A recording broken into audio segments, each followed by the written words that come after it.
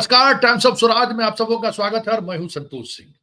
और आज हम टाइम्स ऑफ स्वराज में चर्चा कर रहे हैं कि कई ऐसे इश्यूज जो शिक्षक से जुड़े हुए इश्यूज हैं, उसका आज समाधान निकला है। खास करके ऐसे नियोजित शिक्षक जो प्रिंसिपल बनने के लिए उम्र की अहार्ता पार कर चुके थे, जो वैकेंसी में जो उम्र की अहार्ता निर्धारित की गई थी, वो जो अहार्ता पार कर गए थे, उस अहार्ता को सरकार ने हटा दिया है। अब जिनका 60 वर्ष भी पूरा होने वाला है, वो भी फॉर्म भर सकते हैं।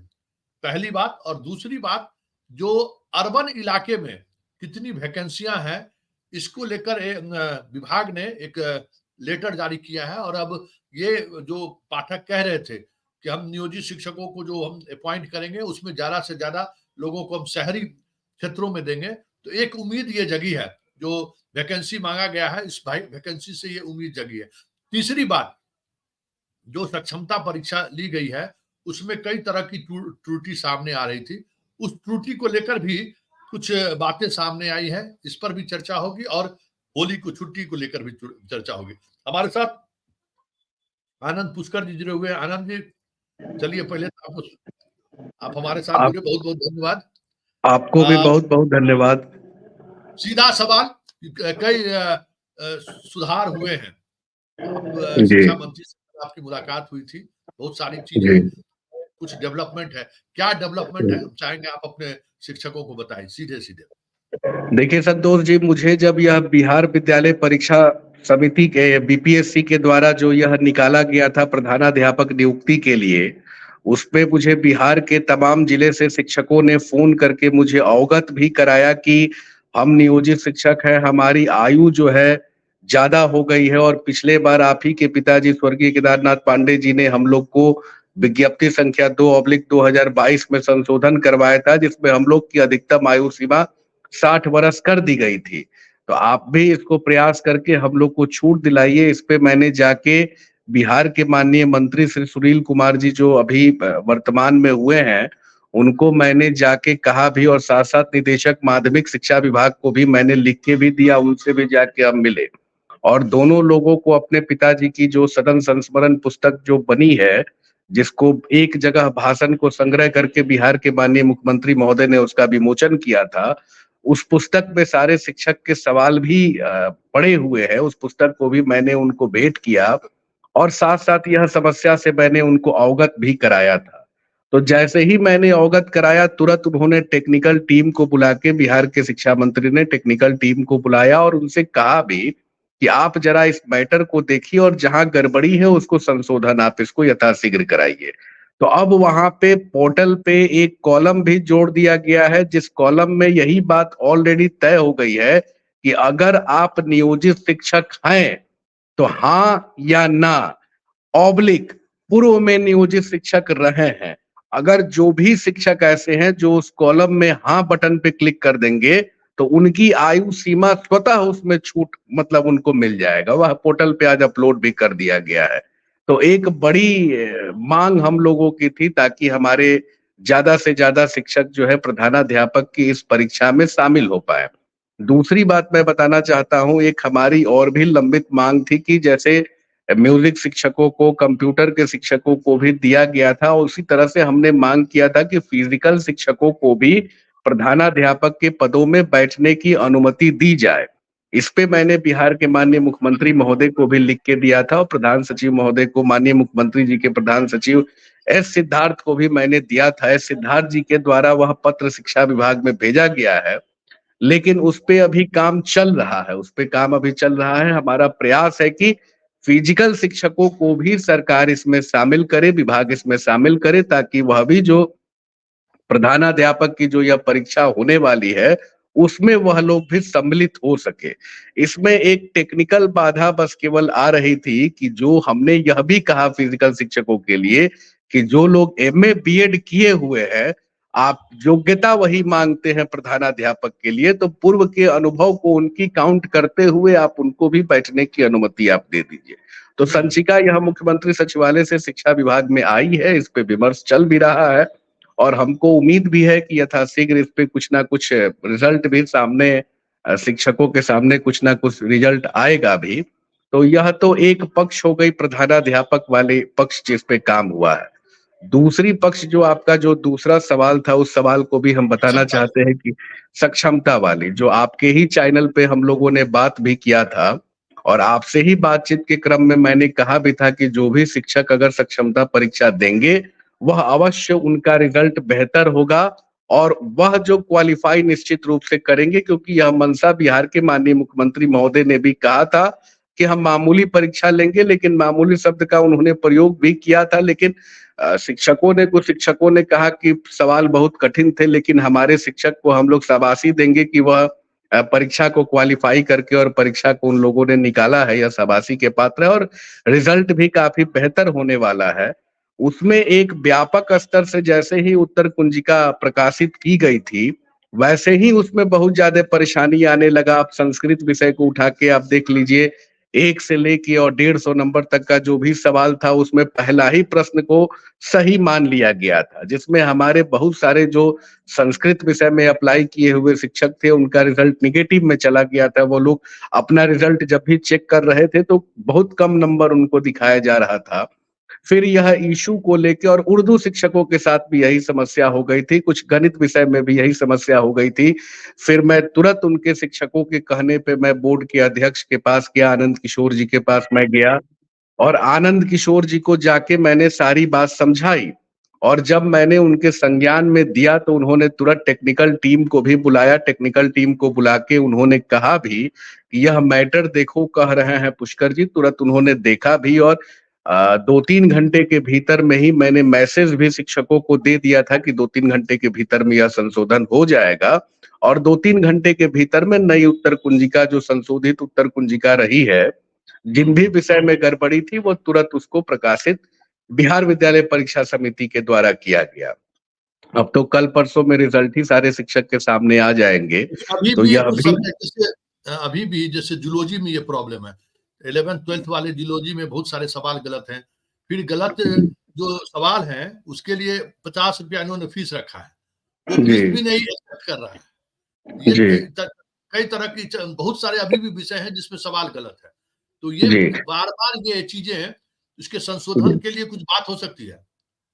नहीं, ये संशोधन आज हो गया है। बेसिकली था कि 21 तारीख तक ही डेट था उसमें करने का। लेकिन जब यह टेक्निकल प्रॉब्लम आया उत्तर कुंजिका में, तो 1 दिन और डेट को बढ़ाया गया, 22 तारीख को किया गया। आज सुबह हमें यह खबर आ रही थी, हमें शिक्षकों ने कहा भी, आपने भी इस खबर को उठाया, तो वहां भी फिर हमने टेक्निकल सेल में भी बात किया था, तो उन्होंने कहा कि जो पेमेंट लेने वाली जो बातें हैं, उसको भी अब वो दूर कर ली गई है।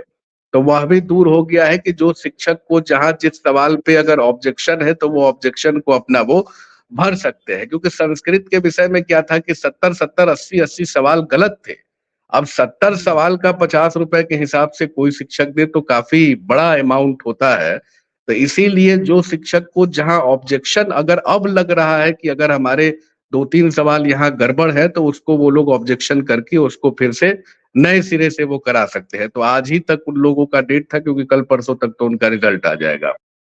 तीसरी जो बात आपने, जो आपके माध्यम से हम लोगों ने जो उठाया भी था और हमारे जो अपर मुख्य सचिव हैं के पाठक जी ने भी कहा, कई जगह उन्होंने कहा भी था कि हम शिक्षकों को शहरी क्षेत्रों के विद्यालय में ही करेंगे। और हमने भी कहा था और के पाठक जी ने भी उस समय, क्योंकि मुख्यमंत्री जी से जाके जब हम मिले थे, तो उनको सारी बात हमने बिहार के माननीय मुख्यमंत्री महोदय को जब 30 जनवरी को सारी बात बताई थी, तो मुख्यमंत्री ने विभाग पे अपनी नाराजगी भी प्रकट की थी और मुख्यमंत्री ने बुला के पाठक जी से बात भी किया था। उन्होंने कहा भी था कि क्यों इधर-उधर सबको कर रहे हो? तो उन्होंने अपना दलील जो दिया था कि यह संवर्ग बदल रहा है, संवर्ग बदलने के बाद हम लोग को पदस्थापित करना पड़ता है।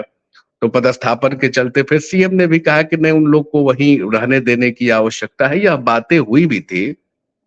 तो अब मोटा-मोटी जो उन्होंने कहा कि 80 से 90% शिक्षकों को हम लोग वहीं पे पदस्थापित करेंगे और कुछ दिन पहले आपने एक बयान भी उनका सुना होगा, जो उन्होंने कहा था कि हम ऐच्छिक स्थानांतरण भी करेंगे, वो भी सॉफ्टवेयर के माध्यम से। तो हमारे पिताजी लगातार बिहार विधान परिषद में यह सवाल को उठाते रहे थे और बिहार सरकार का लगातार जवाब आते रहता था कि हम लोग अब सॉफ्टवेयर बना रहे हैं, सॉफ्टवेयर जब हमारी बन जाएगी तो हम शिक्षकों को ऐच्छिक स्थानांतरण करेंगे, क्योंकि उनकी सेवा शर्त नियमावली 2020 में है कि महिलाओं को, दिव्यांगों को ऐच्छिक स्थानांतरण की सुविधा दी जाएगी। 14 साल नियोजित शिक्षक सेवा कर लिए और 14 साल में हमारे पिताजी जब लगे और शिक्षकों ने जब आंदोलन किया, तब जाके उनको एक सेवा शर्त नियमावली 2020 में बनाई गई थी। यह शिक्षक की उस समय की बड़ी जीत थी। बिहार के माननीय मुख्यमंत्री महोदय ने गांधी मैदान से इसमें घोषणा किया था और वह नियमावली में यही था कि इनको ऐच्छिक स्थानांतरण का लाभ दिया जाएगा।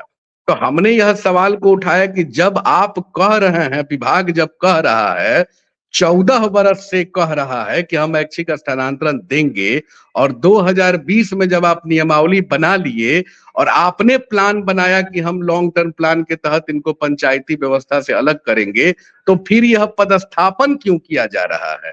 आप उनको ऐच्छिक स्थानांतरण क्यों नहीं कर रहे हैं? यह मांग हम लोग की लगातार रही और 3 मुख्यमंत्री का साल तक। बात ये एक आनंद जी, जी, मुख्यमंत्री जो सदन में बोले वो तो अभी जी, तक पालन नहीं। जी, ये जी, हाँ, ये सवाल जो आप कह रहे हैं एक्सिट जी, ट्रांसफर वाला, भरोसा कहाँ है कि पाठक करेगा कि नहीं करेगा, ये भरोसा लोगों में नहीं है। अब छुट्टी का ही जी, सवाल देखिए, अब होली के जी, दिन जो है अब ट्रेनिंग बैठा दिए, कोई हुँ, मतलब नहीं है ना। होली भाई पर्व ऐसा पर्व है जिसमें हमें नहीं लगता कि कोई लोग घर छोड़कर बाहर जा सकते हैं। खाना बनाने वाला रसोईया नहीं मिलेगा, सब्जी जी, नहीं मिलेगा 2 दिन से। ये पाठक जी, को समझ में नहीं आता है कि सब्जी का जी, दुकान बंद हो जाता है, एक भी जी, आदमी नहीं मिलेगा। ये तो भाई हुँ। मतलब ये पागलपन है ना। बिल्कुल पागलपन है। अब बताइए कि एससीईआरटी के जो निदेशक है सजल आर्य जी, उनको लगता है कि बिहार में वो रहते होते नहीं है, या देश का कैलेंडर वो लगता है कि, हमको लगता है कि मोबाइल देखने से वो लगता है कि छुट्टी का कैलेंडर देखना भूल गए हैं। हर पदाधिकारी के टेबल पे छुट्टी का कैलेंडर लगा रहता है। तो पत्र पे दस्तखत करने के पहले अगर किसी ने इस पत्र को तैयार किया है तो कम से कम देखना उनको चाहिए कि 25 से और 30 तक का जो ट्रेनिंग शेड्यूल्ड उन्होंने जो जारी किया है, उनको देखना चाहिए कि बिहार में छुट्टी कब है। तो 25 और 26 तारीख को बिहार में होली की छुट्टी हो रही है। आप जिस दिन होली है, उस दिन आप ट्रेनिंग करने के लिए लोगों को बुला रहे हैं, 6 दिवसीय आप ट्रेनिंग कर दिए। बताइए होली में लोगों को घर से निकलना कितना मुश्किल है। महिला शिक्षिका है वो जाएगी, लोग रंग फेंक देते हैं, लोग कपड़ा फाड़ने लगते हैं। इस तरह के माहौल में कहीं से उचित है क्या कि कोई जाए वही तो। विद्यालय में जाए और ट्रेनिंग करे? यह तो मतलब थोड़ा भी सेंस नाम का चीज शिक्षा विभाग के इन पदाधिकारियों के पास में नहीं है। मैं जाके कल मंत्री को मिला और मैं मंत्री जी को भी कहा कि आप यथाशीघ्र इसको संशोधन कराइए। और एक तो डाइट लेक्चरर से आप इतना काम ले रहे हैं, मतलब वो सब ठीक है, काम आप लीजिए, लेकिन छुट्टी की भी तो कोई बात होती है, छुट्टी भी तो होती है। आदमी कोई मशीन थोड़े है कि मशीन की तरह दौड़ते हुए चला जाएगा। आप उनको छुट्टी नहीं दे रहे हैं। मतलब उनके सवाल ऐसे इतने गंभीर और जटिल पड़े हुए हैं और इस पे विभाग एकदम मौन व्रत किए हुए धारण किए हुए है। और बार-बार हम तो देख रहे हैं कि विभाग के पदाधिकारी जो है, बार-बार इस मुद्दे को उठा रहे हैं। चाहे छुट्टी का मसला हो, चाहे विद्यालय के समय का मसला हो, आखिर आपको परेशानी और दिक्कत कहाँ आ रही है? जब राज्य सरकार बिहार विधानसभा में माननीय मुख्यमंत्री महोदय ने स्पष्ट रूप से कहा कि 15 मिनट पहले आइए, 15 मिनट के बाद आप चले जाइए। एक बार जब शुरू में या छुट्टी की परेशानी हुई तो हम लोग जाके माननीय मुख्यमंत्री महोदय से मिले थे, उस समय छुट्टी सूचिका में संशोधन भी हुआ था। फिर दोबारा जब इन्होंने यह जारी किया, उस समय भी जाके हम लोग मिले, सीएम ने भी उस समय कहा, तो आखिर उनके कहने के बाद यह इतनी मोनोपोली एक पदाधिकारी की कैसे बढ़ गई, हम लोग को तो यह समझ में नहीं आ रहा है कि आखिर यह मोनोपोली इतना ही कहाँ से पैदा किए हैं, कहाँ से बढ़ाए हुए हैं, या कहाँ से ये चल रहे हैं, यह बात आज तक लोगों को समझ में नहीं आई। इस तरह के जो इनके फैसले हैं, जो मनमाने तरीके से फैसले हैं, जो जनता को प्रताड़ित करने के लिए और खास करके शिक्षकों को टॉर्चर करने के लिए जो ये फैसले ले रहे हैं, ऐसे पदाधिकारी को तुरंत अपने फैसले को वापस करना चाहिए और बाकी जो काम कर रहे हैं अपने हित में, जनता के हित में, शिक्षक के हित में, बाकी काम को उनको करना चाहिए। क्योंकि मतलब वह तो शिक्षा एक मंत्री से नौकरशाह है। मतलब शिक्षा मंत्री से किस उम्मीद की जा सकती है जो होली वाला जो आ गया है ये बात, उसमें कुछ गुंजाइश है क्या? देखिए, शिक्षा मंत्री की भी यह परीक्षा ही है। हम तो यही परीक्षा ही कहेंगे और हम तो यही देखेंगे कि उन्होंने मुझे कहा कि नहीं ये तो ठीक बात नहीं है, उन्होंने मंगाया भी और उन्होंने मंगा के वार्षिक कैलेंडर को देखा भी और उन्होंने खुद भी कहा कि नहीं 25 और 26 को होली है। तो हम तो विश्वास करते हैं कि इसमें सफलता शिक्षा मंत्री को मिले और यह जो छुट्टी का जो है कैलेंडर जो निर्गत किया गया है और जो ट्रेनिंग वाला जो किया गया है, इसको यथाशीघ्र विभाग से वो वापस करवाए ताकि एक अच्छा माहौल बना रहे, शैक्षणिक माहौल बना रहे और 2 दिन आगे पीछे करने में कोई बहुत बड़ी पहाड़ और विपदा नहीं आने वाली है। 2 दिन में कोई आप 1 दिन के प्रशिक्षण में कोई आप किसी को आईएएस, आईपीएस नहीं बना दीजिएगा। अब 2 दिन की ही बात है, होली की बात है तो छुट्टी तो उनका बनता भी है और देना भी चाहिए। इसीलिए हम चलिए, उम्मीद भी करते हैं कि शिक्षा मंत्री ने कहा है तो स्पष्ट रूप से इस पे कुछ होना चाहिए। चलिए, बहुत-बहुत धन्यवाद। जी, जी, धन्यवाद। ठीक। ये हमारे साथ आनंद पुष्कर जी थे, जो विभिन्न मसलों पर बातचीत, जो लगातार हम सवाल खड़े कर रहे थे, उन सवालों को लेकर वो उनकी शिक्षा मंत्री से मुलाकात हुई। लेकिन बड़ी बात ये है कि के पाठक जिस पागलपन पर उतर आए हैं, उसका इलाज क्या है? क्योंकि अब उन्हें इलाज की जरूरत है। जो ये पागलपन ही है कि होली के दिन बिहार में कहीं सब्जी का दुकान नहीं खुला रहता है, 2 दिन पहले से कोई कम्युनिकेशन नहीं रहता है, कोई गाड़ी घोड़ा नहीं चलता है, उसमें महिला टीचर का भेज रहे हैं ट्रेनिंग के लिए। यही कहा जाएगा ना कि अब उनको इलाज की जरूरत है। चलिए, इस खास वार्ता को यही समाप्त करते हैं और हम उम्मीद करते हैं कि जिस मुहिम को की शुरुआत हम लोगों ने की है, वो मुहिम जरूर मुकाम तक पहुंचे।